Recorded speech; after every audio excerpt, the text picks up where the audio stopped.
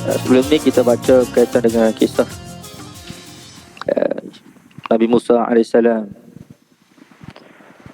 ketika mana keadaan beliau yang masih dalam keadaan bayi, dan dilahirkan Musa itu ketika berlaku tahun pembunuhan. Jadi ibu Nabi Musa telah membuat keputusan daripada ilham yang telah Allah berikan kepadanya untuk melepaskan anaknya Musa ke dalam sungai. Assalamualaikum warahmatullahi wabarakatuh. Alhamdulillahi rabbil alamin. Wassalatu wassalamu ala asyrafil anbiya'i wal mursalin wa ala alihi wa sahbihi ajma'in. Rabbi syrah li sadri wa yassir li amri wahlul 'uqdatam min lisani yafqahu qawli. Subhanaka la ilma lana illa ma 'allamtana innaka antal alimul hakim. Wala hawla wala quwwata illa billahil aliyyil azim. Amma ba'd. Tuan-tuan dan puan muslimin muslimat ahli jemaah yang dirahmati Allah Subhanahu wa taala. InsyaAllah pada pagi ini kita akan menyambung pengajian tafsir Al-Quran, di mana kita membaca surah Al-Qasas. Surah Al-Qasas iaitu surah yang ke-28. Bulan lepas kita telah berhenti ayat yang ke-9 Ayat ke-9 muka surat 386. Dan kita akan sambunglah pada pagi ini ayat yang ke-10 InsyaAllah. Allah berfirman, A'udzubillahi minasyaitonirrajim. Wa asbaha fuadu ummi Musa farigha in kadat latubdi bihi laula arrabatna ala qalbiha litakuna minal mu'minin. Wa qalat li ukhtihi qussih fabasurat bihi an junubin wa hum la yash'urun. وحرمنا عليه المراضع من قبل فقالت هل أدلكم على أهل بيت يكفلونه لكم وهم له ناصحون فرددناه إلى أمه كي تقر عينها ولا تحزن ولتعلم أن وعد الله حق ولكن أكثرهم لا يعلمون. Sebelum ni kita baca berkaitan dengan kisah Nabi Musa AS ketika mana keadaan beliau yang masih dalam keadaan bayi, dan dilahirkan Musa itu ketika berlaku tahun pembunuhan. Jadi ibu Nabi Musa telah membuat keputusan daripada ilham yang telah Allah berikan kepadanya untuk melepaskan anaknya Musa ke dalam sungai. Diletakkan di dalam bekah dalam peti, dalam kotak, seumpama ya. Yang terapung kira-kiranya.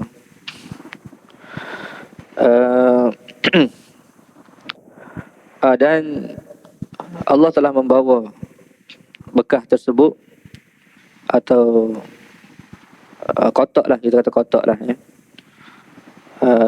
ke istana Fir'aun, kawasan istana Fir'aun Ulama tafsir kata tempat pekerja-pekerja Fir'aun atau pekerja-pekerja istana untuk mandi-manda. Jadi sampai di situ maka dibawa bayi itu tersebut kepada Fir'aun. Ulama tafsir kata pada peringkat awal Fir'aun memang nak bunuh bayi tersebut. Sebab bagi Firaun tidak ada apa-apa kepentingan pun bayi.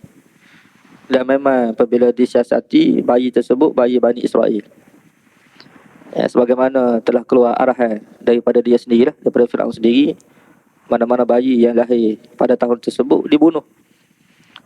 Jadi sepatut dibunuhlah bayi tersebut. Ya. Tapi Allah dengan kudrat dia telah memelihara Nabi Musa AS, di tempat yang paling bahaya sekali. Di tempat yang paling bahaya sekali, istana Firaun tu lah. Sepatutnya kalau kita fikir dari sudut logik, sepatutnya dibawa jauh daripada istana je. Tapi Allah nak zahirkan kudrat dia. Allah nak ajar kepada kita supaya kita faham betapa hebatnya Allah Ta'ala. Allah dengan kudrat dia ni menghala bayi Musa AS itu kepada ke arah istana Firaun, tempat paling bahaya sekali. Sampai situ lah. Jadi walaupun pada keinginan Firaun tersebut untuk membunuh bayi itu, tapi Allah Subhanahu Wa Taala jadikan isteri dia Asyah binti Muzahim, yang merupakan isteri Firaun ketika itu. Kita telah baca dalam ayat 9 sebelum ni. Dia kata kepada Firaun, la taqtuluh, kamu jangan bunuh bayi ni. Asa an yanfa'ana aw nattakhidahu walada. Mudah-mudahan bayi ni dapat memberi faedah kepada kita. Atau kita dapat jadikan bayi ni sebagai anak angkat kita, sebab kita tidak ada anak. Dan memang pun apa yang disebut oleh Asyah itu betul. Apa yang disebut oleh Asyah itu betul.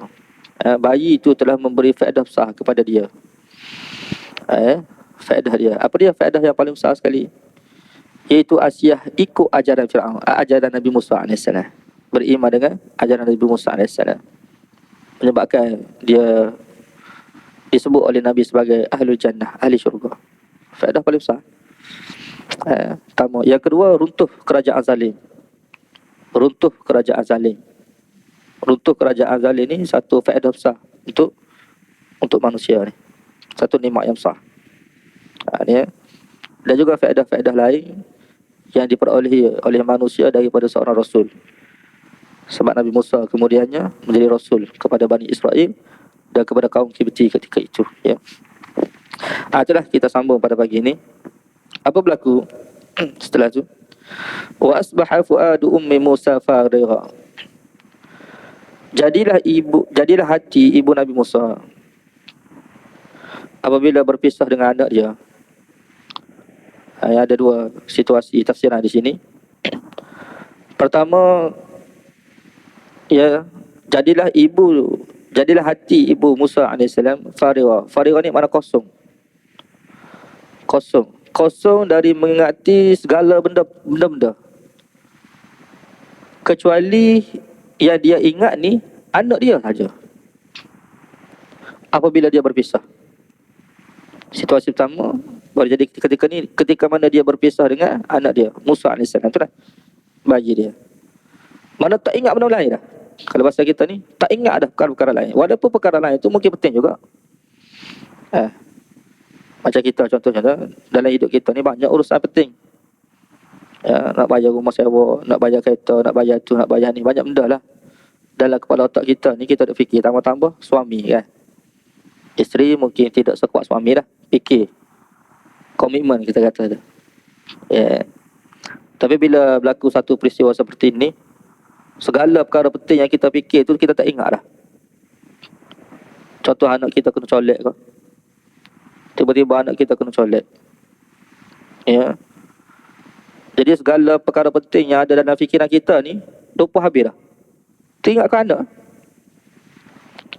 Mana kosong di sini, kosong dari mengingati benda-benda dunia yang lain. Sebab dia hanya ingat kepada anak dia saja ketika dia berpisah dengan anak dia sendiri, dengan Musa tu lah. Ataupun sebahagian ulama tafsir mengatakan ketika mana dapat berita kepada dia bahawa anak dia itu ada di tangan Firaun. Dapat berita. Mungkin sikit sebanyak berita ni sampailah kepada dia. Ibu Nabi Musa, dia lepaskan anak dia ke sungai dengan maksud supaya anak dia tu tidak dijumpai oleh Firaun. Tu maksud sebenar. Boleh jadilah kalau diketahui anak dia tu akan dijumpai oleh Firaun, boleh jadi dia tak mahu letak dalam sungai.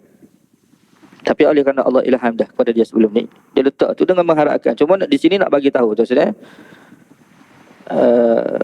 akan datang ni manusia ni, sama ada nabi ke, malaikat ke, apa semua, ya, sifat yang ada pada manusia dan semua makhluk ni tak tahu perkara gaib.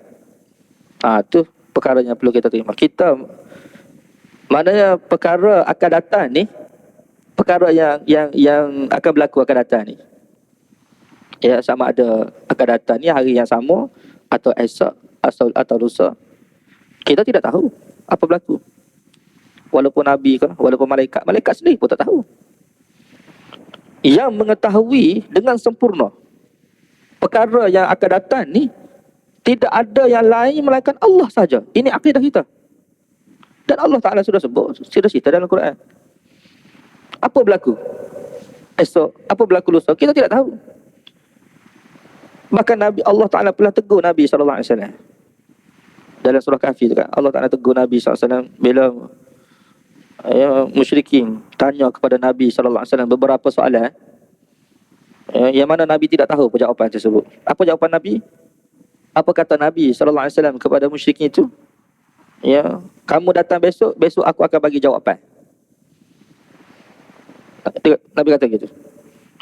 Allah tidak suka perkataan yang disebut oleh Nabi SAW. Sehingga tuan-tuan, ya, besok, sebab kenapa Nabi kata itu? Sebab pengalaman Nabi, bila musyrikin tanya soalan, Jibril akan turun bagi tahu jawapan. Jadi sangkaan Nabi, bila musyrikin Mekah tanya beberapa soalan pada Nabi SAW ketika tu, ya, dan saat tu Jibril tidak turun, Nabi sangka mungkin petang ke, mungkin besok ke, mungkin lewat sikit Jibril akan turun untuk bagi tahu jawapan. Sebab tu Nabi kata, di atas pengalaman Nabi sebelum ni, kamu datang besok aku akan bagi tahu jawapan. Mana Nabi bagi tahu dengan pasti. Allah tidak suka. Allah Ta'ala tidak suka. Sehingga Allah jadikan Jibril ketika tu tak turun. 2 minggu, hampir-hampir 14 hari, ada kata 15, ada kata 16 hari, tak turun Jibril. Sehingga macam-macam tuduhan diberikan oleh musyrikin Mekah terhadap Nabi SAW. Kemudianlah baru tu Allah Ta'ala turunkan, Jibril turun membawa wahyu daripada surah Kahfi. Itu semua jawapan yang ditanya oleh musyrikin Mekah tu ada dalam surah Kahfi. Tentang 7 orang pemuda, tentang guru Nabi Musa, tentang pemerintah, ya, yang menguasai timur dan barat. Itulah. Dan Allah tegur Nabi dalam surah Kahfi itu, wala taqulanna li syai'in inni fa'idun zalika ghadan illa an yasha Allah. Jangan kamu kata wahai Muhammad sesuatu perkara akan datang ni dengan pasti, kecuali kamu sertakan perkataan kamu itu dengan menyebut insya-Allah. Sebab kita tidak tahu. Dan di sini menunjukkan kepada kita ilmu yang sempurna hanya milik Allah. Sebab tu Allah menceritakan kepada kita perkara akan datang ni, yang menceritakan kepada kita perkara-perkara akan datang tu siapa dia? Allah. Kenapa? Sebab dia saja yang Maha mengetahui. Jadi kita mempercayai sesuatu perkara akan datang tu berlaku kerana siapa bagi tahu? Kerana Allah bagi tahu kepada kita. Atau Nabi bagi tahu kepada kita melalui wahyu daripada Allah Subhanahu Wa Taala. Kita percaya matahari terbit di sebelah barat, ya, akan munculnya Ya'juj Ma'juj, akan munculnya Dajjal. Ni benda-benda akan datang, termasuk perkara-perkara hari akhirat. Dan di sini menunjukkan kepada kita juga bila kita baca Quran ni, ya, Allah memberi isyarat pada kita, makhluk memang tak tahu perkara gaib. Begitu juga ibu Nabi Musa tu tak tahu apa yang berlaku terhadap anak dia selepas dia lepaskan anak dia tu di sungai tersebut. Tawakal lah. Allah ajar pada kita ni tawakal. Cuma dengan kudrat Allah Subhanahu Wa Taala ni sampai di situ. Tak terfikir pun dia tu. Sebab tu dia jadi bimbang tu. Bimbang, takut dan sebagainya. Dia. Kemudian Allah sebut in kadat latubdi bihi laula arrabatna ala qalbiha. Hampir-hampir apabila ibu Nabi Musa dapat berita, dapat mengetahui. Dia ada beberapa keadaan di sini lah. Pertama, apabila berpisah dengan anak ni, dengan anak dia, Dia dalam keadaan semua perasaan ada lah, takut, bimbang, rindu dan sebagainya. Yang kalau kita tidak hurai panjang pun kita semua faham. Jadi kerinduan yang mendalam terhadap anak ni atau kebimbangan yang mendalam terhadap anak ni, ya, menjadikan dia ni hampir-hampir nak bertanya kepada orang lain atau menzahirkan, siapa jumpa anak saya pula, nak cari pula. Mana dia menzahirkan, menceritakan, hampir-hampir ibu Musa ni menceritakan apa yang berlaku. Contoh, saya hilang anak, tolong cari anak saya balik. Atau ditanya pula kepada orang lain pula untuk usaha dapatkan balik anak dia. Macam kita lah tu, peringkat awal tu kita hantar anak kita asrama. Ya, okey lah. Lama-lama kita pula rindu pada anak kita, bagi tahu pada anak kita, gini ya, lu tak payah sekolah dekat rumah. Sebab apa? Mak tak tahan nak pisah dengan anak. Untuk peringkat awal, okey. Kerinduan mendalam. Kerinduan mendalam seorang ibu terhadap anak. Ya. Pertama. Yang kedua, ni situasi ketika mana dapat khabar kepada ibu Musa, anak dia sekarang berada di tangan Firaun. Anak dia sekarang berada di tangan Firaun. Jadi ketika itu ketakutan dia, ketakutan mendalam yang ada dalam hati ibu Nabi Musa ini, hampir-hampir menjadikan dia tu nak bagi tahu itu anak saya. Nak ambil semula, dia kata.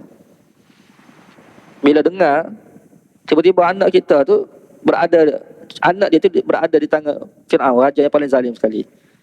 Jadi hampir-hampir ibu Nabi Musa ni nak pergi ke istana Firaun, nak bagi tahu ataupun nak rapah, nak usaha untuk rapah balik, untuk ambil balik anak dia daripada tangan Firaun dan menzahirkan, ya, menzahirkan bahawasanya itu adalah anak dia. Ini tindakan Allah Ta'ala cerita pada kita. Yang kedua. Yang ketiga, boleh jadi ketika ini ni kerana kegembiraan dia. Kegembiraan dia.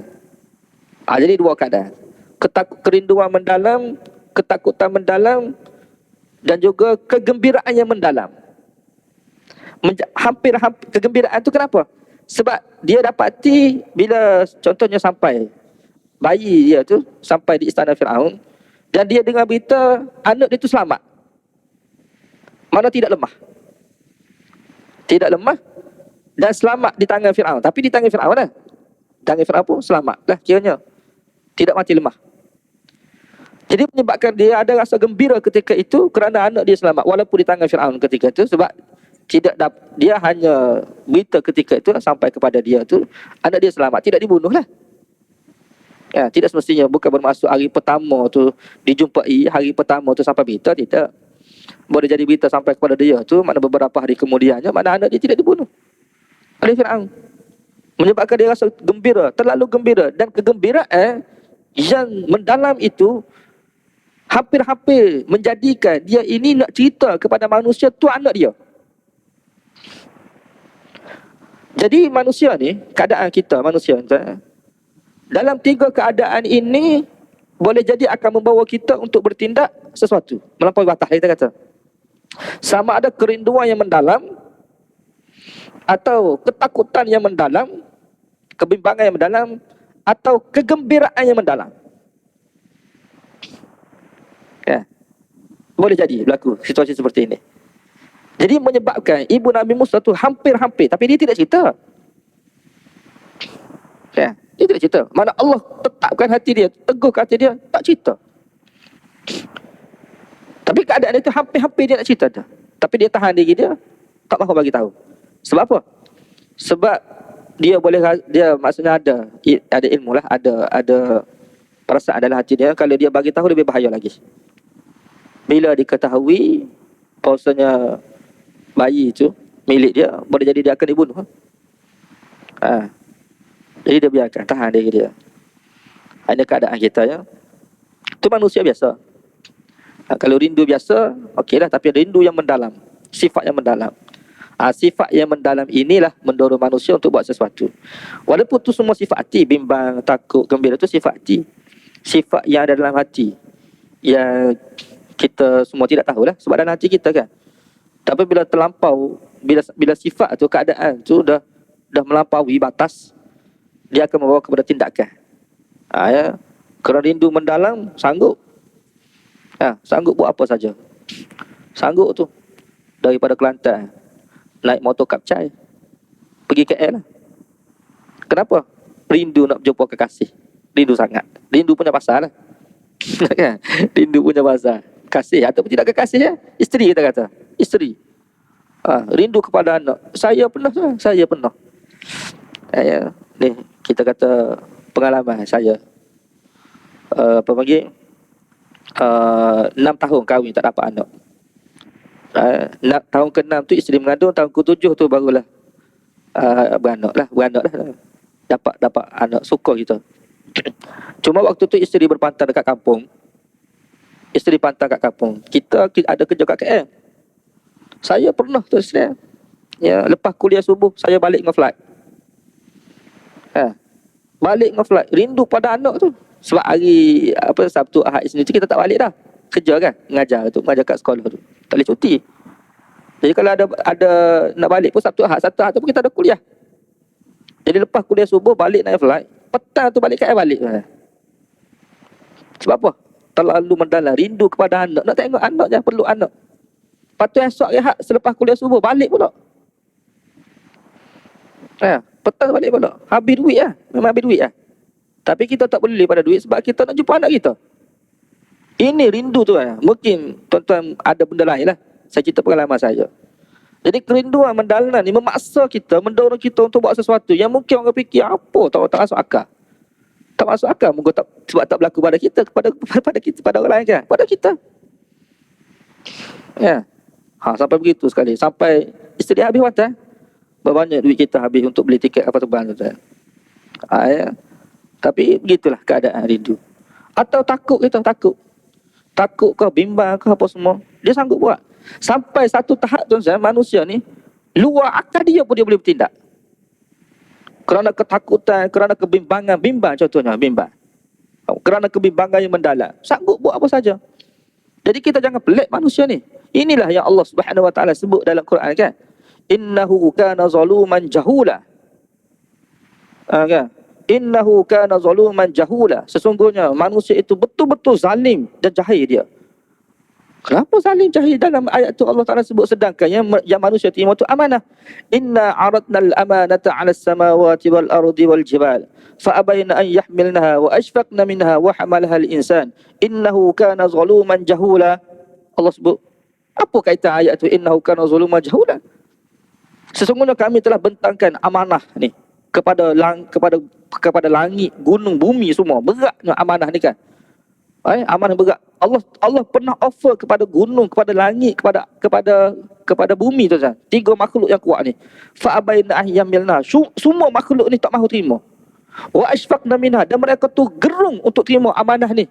Wa hamalahal insan, akan tetapi manusia terima.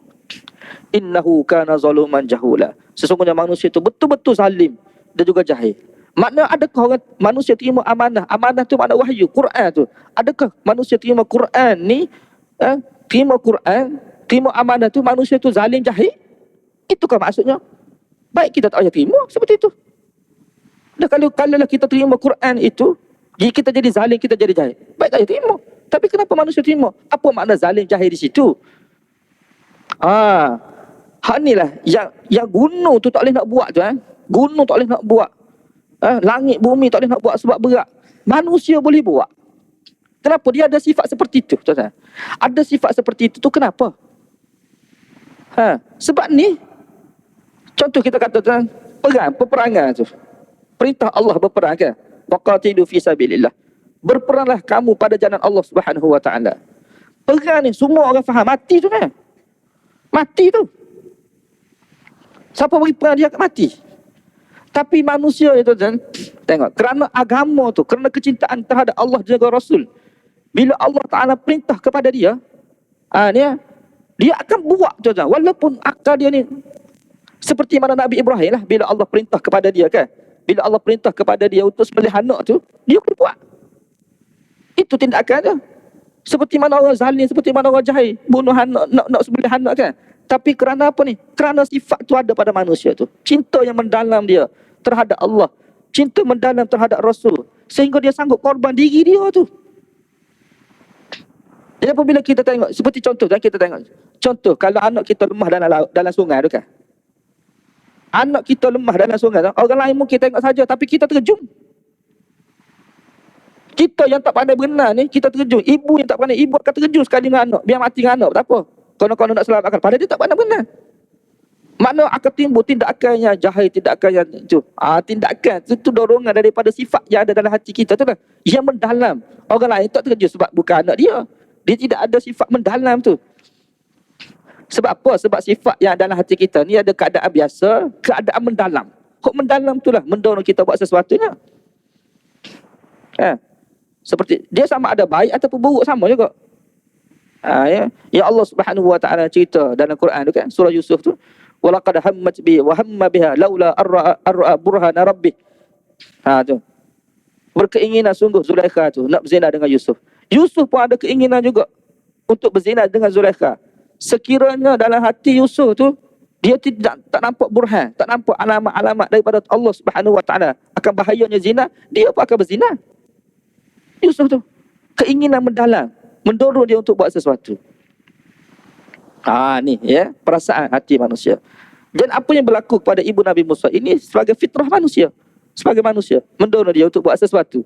Tetapi tuan-tuan sekalian, kan, Allah bagi tahu, laula arrabatna ala qalbiha, kalau sekiranya kami tidak teguhkan hati dia tu, memang dia akan buat. Tetapi kenapa ibu Nabi Musa ini dia tak buat walaupun dia berkeinginan nak buat? Sebab Allah teguhkan hati. Ini dia panggil dalam istilah yang disebut oleh ulama tafsir rabtul qalbi. Rabtul qalbi ni maknanya simpuh mati hati. Keteguhan hati dengan cara simpuh hati. Istilah kita guna pakai ikat mati. Dia manusia bila sampai tahap rabtul qalbi ni, mana iman dia kuat. Sebab tu kita nak usaha iman kita ni sehingga sampai tahap ni. Kenapa tu Ustaz? Sebab apabila kita dalam amal ni, dia ada peringkat-peringkat dia. Iman kita ni peringkat-peringkat dia lah, tahap-tahap dia. Jadi tahap yang paling tinggi iaitu tahap rabtul qalbi. Maknanya simpuh mati hati tu. Kemah.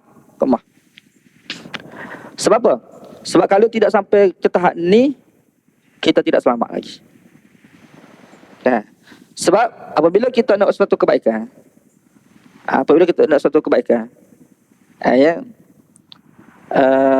syaitan akan cuba usaha kita ni untuk menyesatkan kita.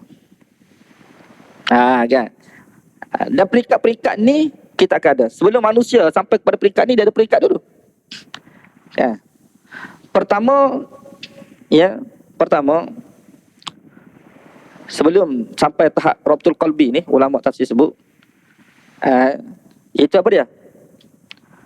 Keinginan dia untuk dia untuk dia berbuat je. Mana timbul, ini peringkat pertama hidayat.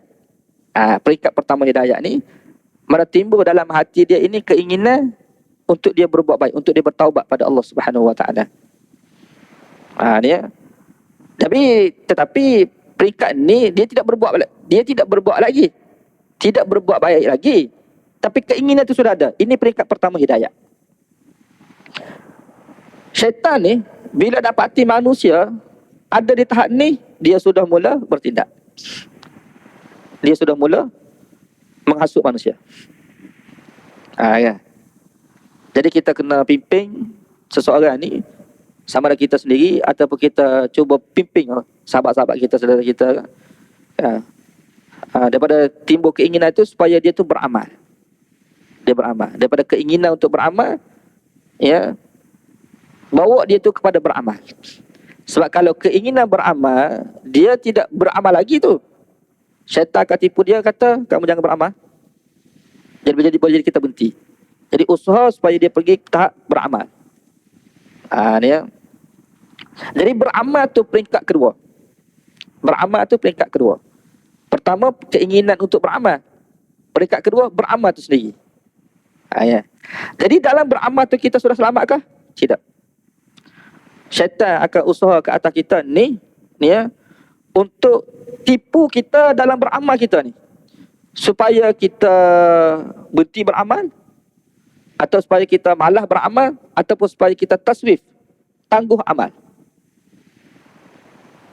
atau rosak kita dalam amal kita. Manusia ni dalam beramal, kira-kiranya dia sudah berada di atas jalan hidayah, tapi dia tidak selamat lagi. Lepas tu kita jangan pelik sebagai manusia tu, dia sudah beramal dah, tapi kemudian dia tinggal. Dulu elok je tutup aurat, kemudian selepas beberapa tahun, buka aurat balik. Dulu elok je solat, lepas tu tak solat dah. Dulu elok. Kenapa? Sebab keadaan dia tu. Jadi kita kena usaha peringkat kedua ni untuk sampai peringkat yang ketiga, iaitu istiqamah. Jadi usaha untuk sampai tahap ni. Lepas tu dalam amal ni, Nabi ajar kepada kita bukan amal saja, istiqamah dalam amal. Sebab nak istiqamah ni perlu pada mujahadah. Nak sampai tahap ni perlu pada mujahadah. Selagi mana tak sampai tahap ni, mana kita tidak selamat lagi lah. Istiqamah tu, istiqamah sampai bila? Sampai mati. Itu mana istiqamah. Kalau kita kata istiqamah untuk 10 tahun, boleh lepas 10 tahun kita berhenti, itu bukan istiqamah. Istiqamah ni diguna pakai sampai mati. Innal ladzina qalu rabbuna Allah summa istaqamu. Sesungguhnya mereka yang berkata Tuhan kami Allah, kemudian mereka istiqamah.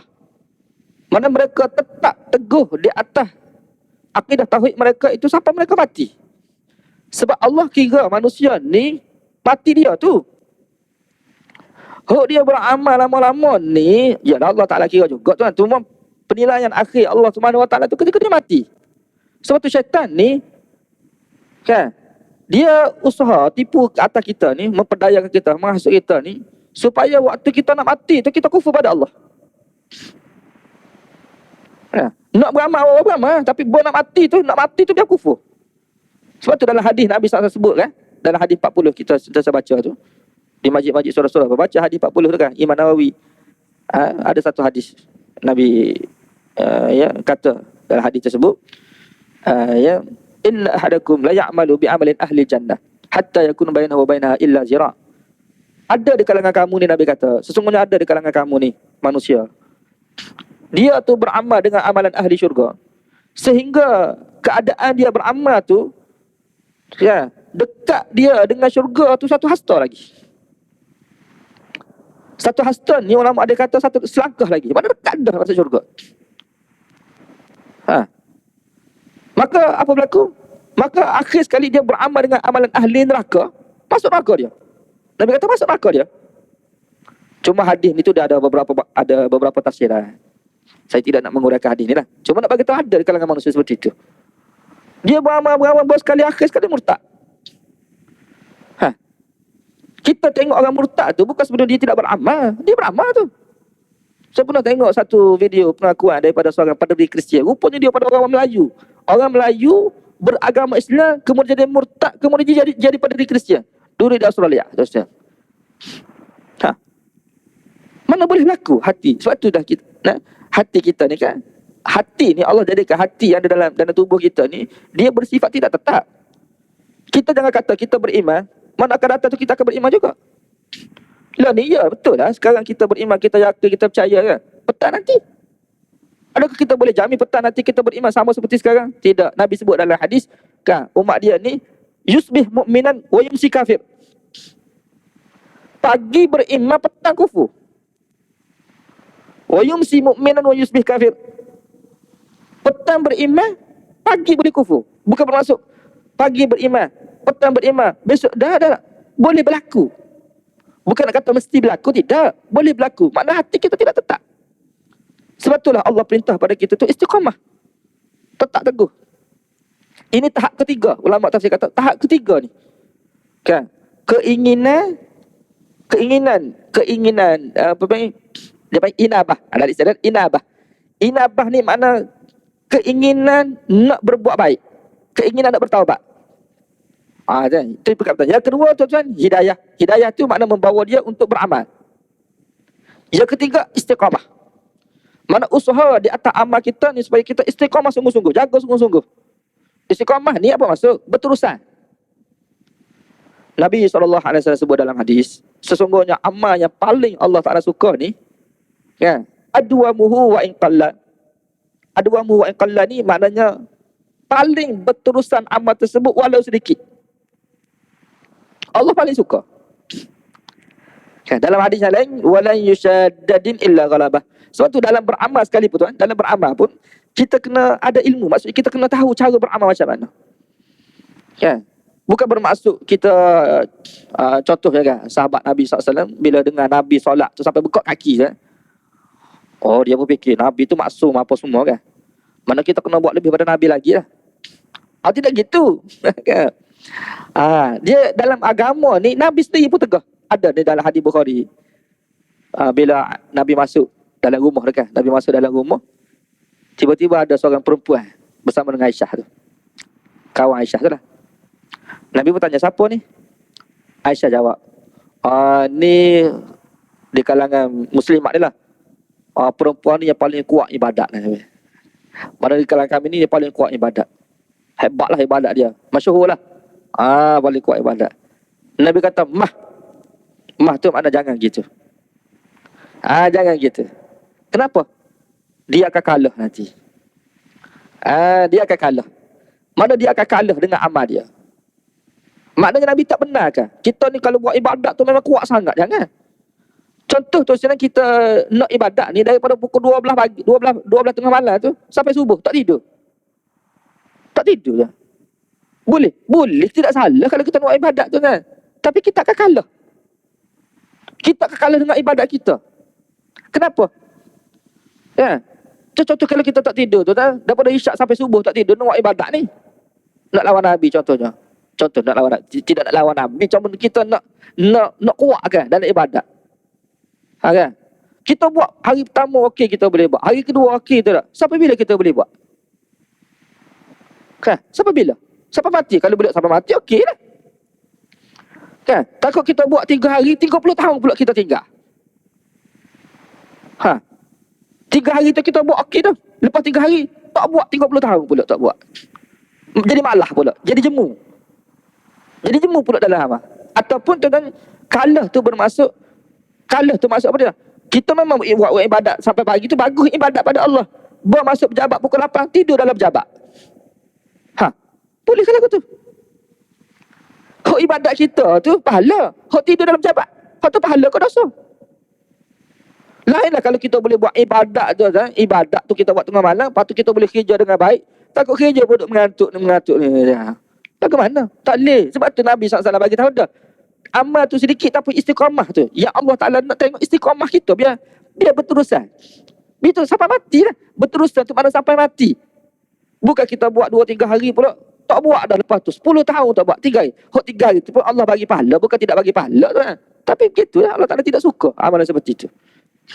Mana istiqamah tu penting. Jadi nak ajak istiqamah tu buat sikit-sikit. Istiqamah. Istiqamah ni pun syaitan tak duduk diam ni. Apabila manusia sampai tahap ni, syaitan dia lebih kuat lagi. Tipu manusia, goda manusia. Kan? Sehingga sampai tahap manusia ni, dia dah buat dah kan? Istiqamah dah. Dia boleh tinggal lagi. Tinggal pula. Tak buat dah. Berapa tahun buat amal? 40 tahun dah, lepas tu tak buat dah. Yalah Allah bagi pahala lah 40 tahun tu, lepas tu. Jadi tak tercapai maksud lah. Kan? Ataupun sampai tu tahap ya sejemu dalam hadis kata. Jemu. Jemu dengan amal. Nabi sebut jemu je. Walaupun beramal pun jemu. Jemu tu macam kita jemu lah makan nasi lemak kan. Mula-mula sedap lah nasi lemak. Makan hari pertama nasi lemak tu kat awal, ya. Lepas tu nasi lemak kat awal. Dah 3 bulan dah nasi lemak kat awal tiap-tiap pagi. Lama-lama jemu juga. Lepas jemu tu, jemu makna tinggal dah lah sebab jemu.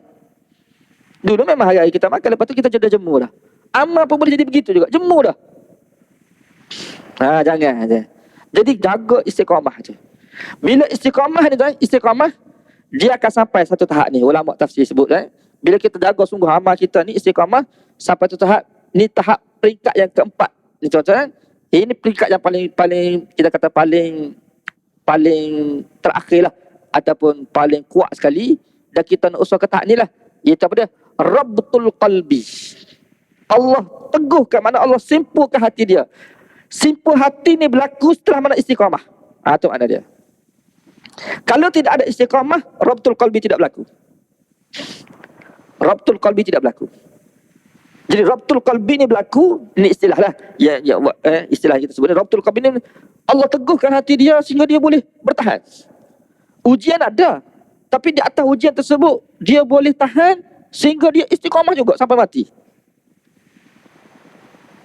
Kan? Dalam surah Kahfi Allah Ta'ala sebut, ada dalam surah Kahfi ni. Dia warabatna ala qulubihim idh qamu faqalu rabbuna rabbus samawati wal ard lan nad'u min dunihi ilaha laqad qulna idzan syatata. Kan, cerita tentang 7 orang pemuda Ashabul Kahfi tu. Di waktu raja kata kepada mereka ni, siapa aku? Siapa Tuhan kamu? Dia kata, siapa Tuhan kamu kan? Pemuda ni tahu raja ni mengaku sebagai Tuhan, dan rakyat perlu mengakui raja tu sebagai Tuhan. Sebab kalau rakyat tidak mengaku raja tu sebagai Tuhan, memang kena bunuh. Bukan budak ni, bukan remaja ni. Ni remaja, bukan orang tua tuan. Cerita tentang remaja ni. Ashabul Kahfi itu remaja. Remaja-remaja ni boleh jadi umur mereka ketika ini belasan tahun ataupun awal 20-an. Belasan tahun atau awal 20-an. Anak-anak kita belasan tahun ni tuan, main bola kat padang. Padang. Ya. Main bola pandai, bak lain tak apa nak pandai. Contoh kita kata. Ni cerita Ashabul Kahfi ni cerita remaja. Kita kena cerita kepada budak-budak sekolah tu. Sepatut kisah Ashabul Kahfi ni ada sukatan pelajaran di sekolah. Sekolah menengah kita kata. Supaya sedar ni.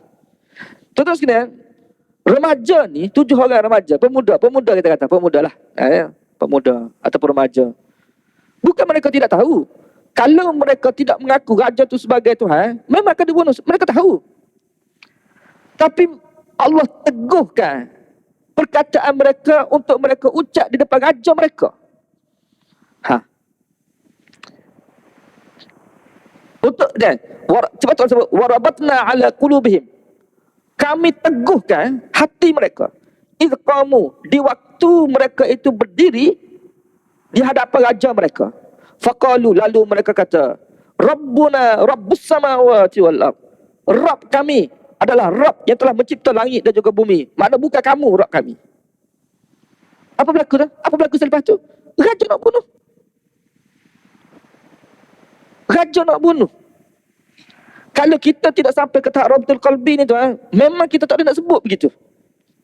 Kita akan mengaku. Bahkan dalam akidah pun memang kita dibolehkan. Kalau sampai tahap, contohnya orang nak bunuh kita kan, tak mengaku ataupun nak mengaku benda lain sebagai Tuhan, tapi kita dibunuh, dipaksa untuk dibunuh kan. Terpaksa harus kita sebut, tapi dia tak sebut. Walaupun kita kata harus untuk menyelamatkan diri kita tu harus, tapi dengan syarat dalam hati kita tu kita tidak boleh membenarkan perkataan kita. Kan? Contoh kata, ya saya mengaku awak sebagai Tuhan, tapi dalam hati kita kena menafikan itu sebagai bukan Tuhan. Cuma kita kata tu untuk menyelamatkan diri kita. Jadi dalam akidah kita harus disebut seperti itu. Bila keadaan memaksa kita ni untuk cakap sehingga kita boleh jadi mati kalau tidak sebut seperti itu. Tapi orang tidak sebut. Pemuda tu. Kenapa tu? Sebab teguh hati dia. Jadi di sini ulama tafsir buat kesimpulan. Dalam amal itu kita dah sampai ke tahap ni. Dan tahap ni tidak sampai kecuali melalui istiqamah. Istiqamah. Rabtul qalbi dia panggil. Jadi rabtul qalbi ni bila sampai ke tahap rabtul qalbi, keadaan kita ni tu sebenarnya keadaan kita ni kira-kiranya selamatlah. nak kata selamat tu sebagai jaminan tu kita pun tidak tahu kan, sebab ini urusan Allah Subhanahu Wa Taala. Cuma segala ujian-ujian tu dia boleh jaga. Gitu. Mana Allah uji dia gini, Allah uji dia gini, Allah uji segala bentuk ujian ni, bila sampai tahap rabtul qalbi, mana dia dapat apa panggil, dia dapat tempuhi, dia dapat jaga tu kan, sehingga sampai tu tahap mati pun dia boleh jaga, dia boleh jaga akidah dia. Kan? Sehingga sanggup mati untuk akidah ni. Ini rabtul qalbi ya. Istilah yang disebut oleh ulama tafsir. Begitulah yang berlaku kepada ibu Nabi Musa AS apabila Allah teguhkan hati dia. Walaupun kita sebut sebelum ni kan, dia ada rindu yang mendalam ataupun ketakutan, rindu mendalam, kebimbangan mendalam atau kesukaan mendalam, menyebabkan dia ni nak sebut sesuatu lah. Tapi kerana Allah teguhkan hati dia tu, dia boleh tahan diri dia. Jadi menahan diri terhadap perkara-perkara dorongan hati ni, kita kata, untuk membuat sesuatu, kita kata sesuatu yang berbahaya ataupun melampaui batas, ini perlu kepada keteguhan hati, sila kita.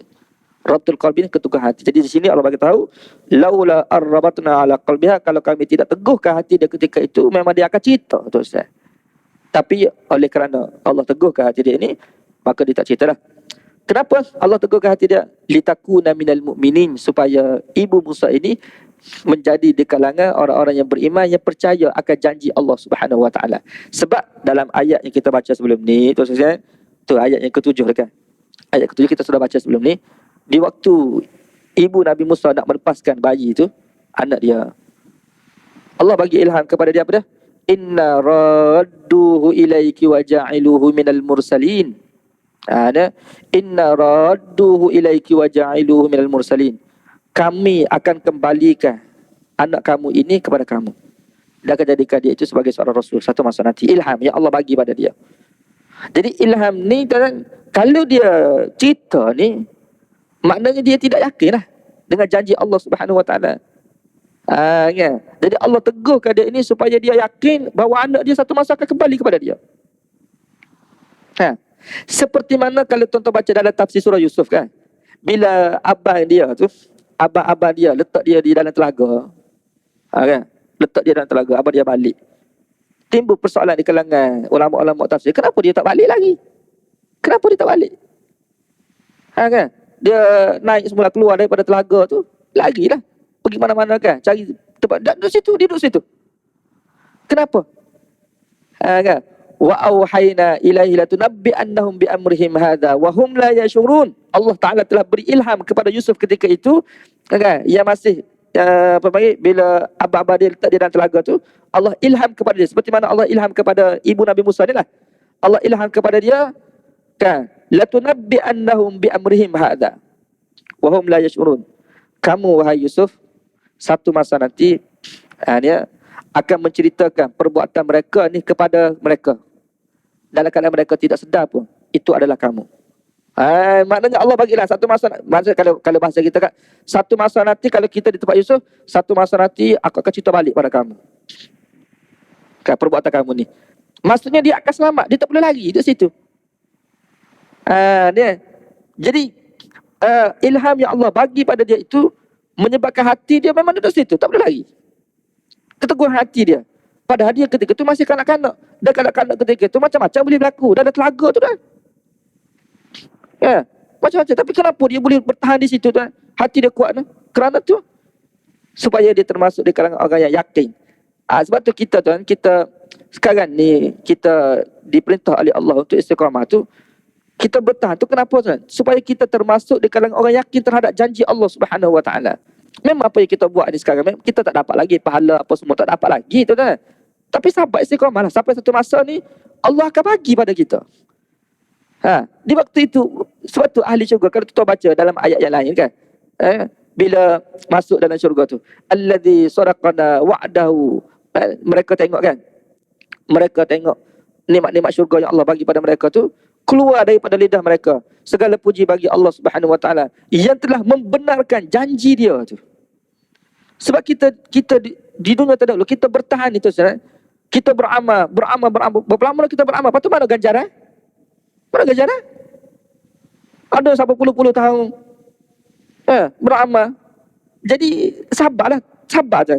Teguh hati kita, sabar untuk dapat ganjaran ni. Satu masa tu kita akan dapat. Bila mati, Ya, Allah bagi ketika itulah disebut segala puji bagi Allah yang telah membenarkan janji dia tu. Ya, jadi sebagaimana Allah Taala janji, Allah akan tunaikan. Jadi keteguhan, mana kita kena teguhkan hati kita tu. Nak capai tahap ni, mana kita kena yakin terhadap janji Allah Subhanahu Wa Taala. Jadi ibu Nabi Musa tu dia teguh hati kerana dia yakin. Litakun minal mu'minin, supaya dia dapat yakin terhadap janji kami tu. Ni. Jadi untuk yakin kena teguhlah. Satu masa nanti Allah benarkan apa dia janjikan kepada kita ni. Jadi di sini sebab tu kita tengok kan dalam ayat 13. Kita tak baca lagi. Kan? Walita'lam anna wa'dallah, supaya dia dapat yakin bahawa janji Allah itu betul. Janji Allah itu betul. Kan? Bila dia tahan. Jadi kalau kita bertahan ni, akhir sekali kita akan dapat tahu benar janji Allah itu betul. Benar. Ya. Jadi tuan-tuan sekalian, kita berhenti di sini insya-Allah ayat 10 ya. Surah Qasas, dan kita akan sambunglah dalam kuliah akan datang ni ayat berikutnya insya-Allah. Ya. Jadi untuk pagi ni kita berhenti setakat inilah. Apa yang baik itu daripada Allah Subhanahu Wa Taala, segala kelemahan dan kekurangan itu daripada diri saya sendiri, minta ampun kepada Allah dan minta maaf dari tuan sekalian. Kita berjumpa lagi insya-Allah. Wabillahi taufiq wal hidayah. Assalamualaikum warahmatullahi wabarakatuh. Alhamdulillahi rabbil alamin, wassalatu wassalamu ala asyrafil anbiya'i wal mursalin wa ala alihi wa sahbihi ajma'in. Allahumma faqihna fid din wa 'allimna at-ta'wil wa hdina ila sawa'is sabil. Rabbana atina fid dunya hasanah wa fil akhirati hasanah wa qina azabannar. Walhamdulillahi rabbil alamin.